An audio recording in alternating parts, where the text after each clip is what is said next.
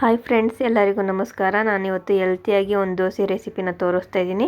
ತುಂಬ ಈಸಿಯಾಗಿ ಮಾಡ್ಕೋಬೋದು, ಹೆಲ್ತಿಯಾಗೂ ಕೂಡ ಇದೆ. ಜಾಸ್ತಿ ಅಕ್ಕಿ ಏನು ಬಳಸೋ ಅವಶ್ಯಕತೆ ಇಲ್ಲ. ಬನ್ನಿ ಹೇಗೆ ಮಾಡೋದು ಅಂತ ನೋಡೋಣ. ಕ್ರಿಸ್ಪಿಯಾಗೂ ಮಾಡ್ಕೋಬೋದು, ಸಾಫ್ಟಾಗೂ ಮಾಡ್ಕೋಬೋದು, ಅಷ್ಟು ಚೆನ್ನಾಗಿರುತ್ತೆ. ಬನ್ನಿ ಹೇಗೆ ಮಾಡೋದು ಅಂತ ನೋಡೋಣ. ಮೊದಲು ನಾನು ಈ ಕಪ್ಪಲ್ಲಿ 1 ಕಪ್ಪಷ್ಟು ಹೆಸರುಬೇಳೆ, ಅಂದರೆ ನಾನು ಎಲ್ಲನೂ 100 ಗ್ರಾಮ್ ತಗೊಂಡಿದ್ದೀನಿ. ನಿಮಗೆ ಮೆಜರ್ಮೆಂಟಲ್ಲಿ ಹೇಳ್ತಾ ಇದ್ದೀನಿ. ಈ ಕಪ್ಪಲ್ಲಿ 1 ಕಪ್ಪಷ್ಟು ಹೆಸರುಬೇಳೆ, 1 ಕಪ್ಪಷ್ಟು ಸಾಬುದಾನ ತಗೊಂಡಿದ್ದೀನಿ. ಅದ್ರ ಜೊತೆಗೆ 1 ಕಪ್ಪಷ್ಟು ತೊಗರಿಬೇಳೆ ಮತ್ತು 1 ಕಪ್ಪಷ್ಟು ಉದ್ದಿನಬೇಳೆ ತಗೊಂಡಿದ್ದೀನಿ. ಉದ್ದಿನಬೇಳೆ ಸ್ವಲ್ಪ ಕಮ್ಮಿ ಮಾಡಿದ್ದೀನಿ.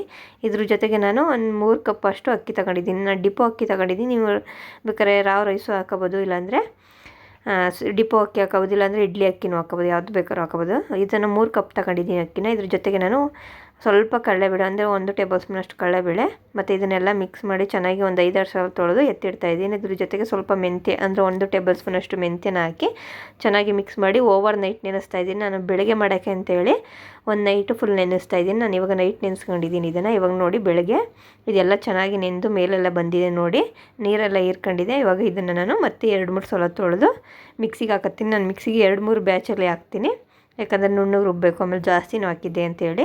ನೋಡಿ ಇವಾಗ ನಾನು ಇದಕ್ಕೆ ಇವಾಗ ಒಂದು ಸ್ವಲ್ಪ ಹಾಕಿ ರುಬ್ಬಿ, ಈ ಥರ ನುಣ್ಣಗೆ ರುಬ್ಬಿ ಒಂದು ಪಾತ್ರೆಗೆ ಹಾಕೋತಾ ಇದ್ದೀನಿ. ಇವಾಗ ಲಾಸ್ಟಲ್ಲಿ ರುಬ್ಬಬೇಕಾದ್ರೆ ನಾನು 2 ಟೇಬಲ್ ಸ್ಪೂನಷ್ಟು ಜೀರಿಗೆನ ಹಾಕ್ತಾಯಿದ್ದೀನಿ. ಖಾರಕ್ಕೆ ತಕ್ಕಷ್ಟು ಹಸಿಮೆಣ್ಸಿಕಾಯಿ ಹಾಕ್ತಾಯಿದ್ದೀನಿ. ಅಂದರೆ ಒಣಗಿಲ್ಲ, ಇದು ಅರ್ಧಂಬರ್ಧ ಹಸಿಮೆಣ್ಸಿಕಾಯಿ ರೆಡ್ ಕಲರ್ ಆಗಿದೆ, ಅದನ್ನು ಹಾಕ್ತಾಯಿದ್ದೀನಿ. ನೀವು ಬೇಕು ಅಂದರೆ ಒಣಮೆಣ್ಸಿಕಾಯಿ, ಅಂದರೆ ಹಸಿದು ಹಾಕೋಬೋದು, ಗ್ರೀನ್ ಕಲರ್ ಮೆಣ್ಸಿಕಾಯನ್ನು ಹಾಕೋಬೋದು.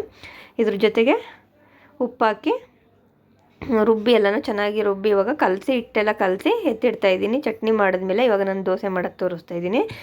ತವಕ್ಕಾದ್ಮೇಲೆ ಇದಕ್ಕೆ 1 ಸೌಟಷ್ಟು ಹಿಟ್ಟನ್ನ ಹಾಕಿ ಸುಮಾರು ತೆಳ್ಳಗೆ ಮಾಡ್ಕೋಬೇಕು. ಮಕ್ಕಳಿಗೆ ಸಾಫ್ಟಾಗಿ ಬೇಕು ಅಂತ ಹೇಳಿದ್ರು, ಅದಕ್ಕೆ ನಾನು ಸಾಫ್ಟಾಗಿ ಮಾಡ್ತಾಯಿದ್ದೀನಿ. ನಿಮಗೆ ತೆಳ್ಳಗೆ ಬೇಕು, ತೆಳ್ಳಗೆ ಹಾಕೊಂಡ್ರೆ ಕ್ರಿಸ್ಪಿಯಾಗಿ ಮಸಾಲೆ ದೋಸೆ ಥರ ಬರುತ್ತೆ, ತುಂಬ ಟೇಸ್ಟಿಯಾಗಿರುತ್ತೆ. ಹೆಲ್ತ್ಗೂ ಕೂಡ ಒಳ್ಳೆಯದು, ಇದು ತುಂಬ ಚೆನ್ನಾಗಿರುತ್ತೆ. ನೋಡಿ ಎಷ್ಟು ಚೆನ್ನಾಗಿ ಬಂದಿದೆ ದೋಸೆ. ಪ್ಲೀಸ್ ಇಷ್ಟ ಆದರೆ ಲೈಕ್ ಮಾಡಿ, ಶೇರ್ ಮಾಡಿ, ಕಮೆಂಟ್ಸ್ ಮಾಡಿ. ನಾನು ಬೆಳಗ್ಗೆ ಇದನ್ನ ತಿಂಡಿಗೆ ಅಂತ ಹೇಳಿ ಮಾಡಿದ್ದೆ. ನೈಟ್ ನೆನೆಸಿ ಬೆಳಗ್ಗೆ ರುಬ್ಬಿ ಮಾಡ್ತಾ ಇರೋದು. ಆ ತಕ್ಷಣಕ್ಕೆ ರುಬ್ಬಿ ತಕ್ಷಣಕ್ಕೆ ಮಾಡ್ಕೋಬೋದು, ತುಂಬ ಚೆನ್ನಾಗಿರುತ್ತೆ. ಪ್ಲೀಸ್ ಇಷ್ಟ ಆದರೆ ಲೈಕ್ ಮಾಡಿ, ಶೇರ್ ಮಾಡಿ, ಕಮೆಂಟ್ಸ್ ಮಾಡಿ. ಪ್ಲೀಸ್ ಸಪೋರ್ಟ್ ಮಾಡಿ.